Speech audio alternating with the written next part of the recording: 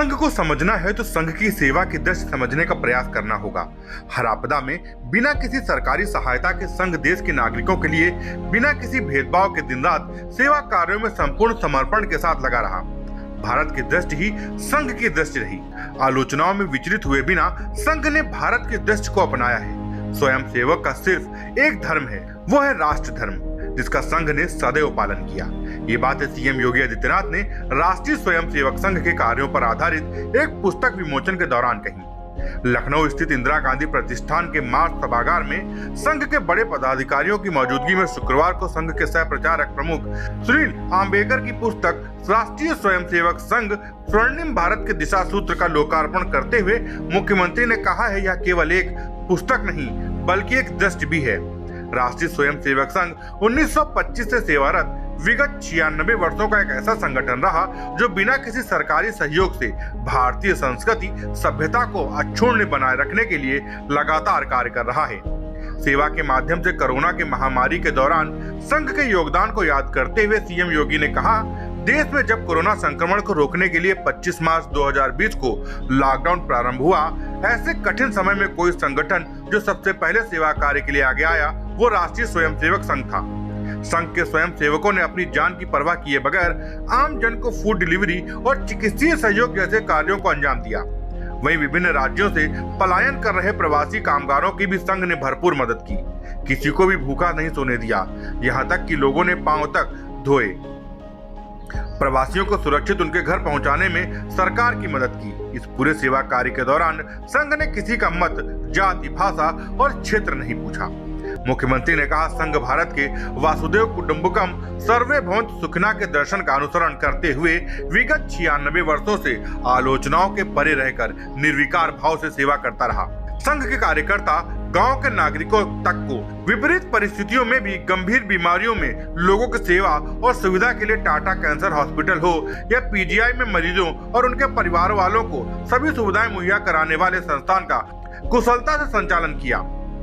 दुरू, केदारनाथ, बद्रीनाथ में भारी बर्फबारी के बीच संघ ने श्रद्धालुओं के लिए चिकित्सालय बनाया। प्रयागराज में कुंभ के दौरान संघ ने सरकार को सहयोग करने के लिए मेले में श्रद्धालुओं की आंखों की जांच और इलाज के लिए आंख का एक विशालकाय अस्पताल ही बनाया। अगर राष्ट्रीय स्वयंसेवक संघ को समझना है तो इस सेवा की इस दृष्टि को समझने का प्रयास करना होगा कि सेवा ने किसी भी व्यक्ति के साथ, कोई भी व्यक्ति, मैं मानता हूं इसमें जितने भी प्रवासी कामगार और श्रमिक गए थे, इसमें से बहुत सारे लोग राष्ट्रीय स्वयंसेवक संघ का नाम भी नहीं सुने होंगे। उन लोगों ने राष्ट्रीय स्वयंसेवक संघ की शाखाओं को दूर से देखा होगा, वहां प्रत्यक्ष नहीं उसके साथ जुड़े होंगे।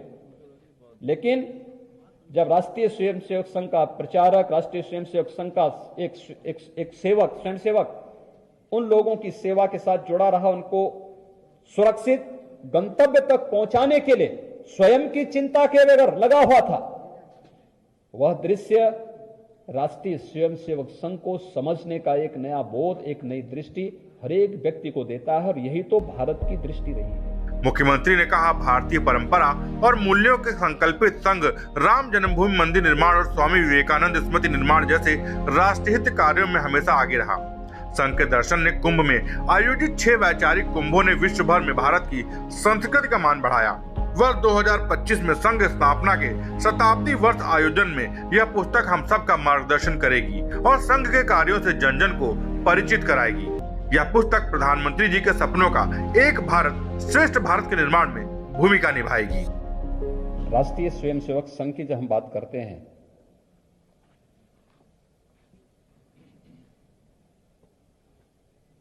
उन्नीस 1925 से विगत 96 वर्षों से एक ऐसा संगठन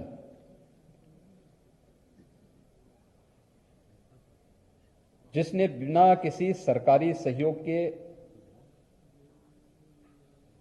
जीवन के उस हर क्षेत्र को टच किया है जो भारतीय दृष्टिकोण को परिपुष्ट करता हो और अपना कुछ भी कहीं थोपने का प्रयास नहीं किया। जो भारतीय दृष्टि है वही मेरी दृष्टि होगी, लेकिन इस दृष्टि को भारतीय परिप्रेक्ष्य में ही देखने का प्रयास करो।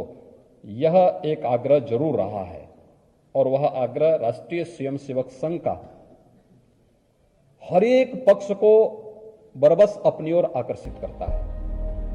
Bureau report, Dastak times. ताजा तरीन खबरों के लिए सब्सक्राइब करना ना भूलें दस्तक टाइम्स। बेल आइकन दबाकर पाएं देश विदेश की लेटेस्ट खबरों की नोटिफिकेशन।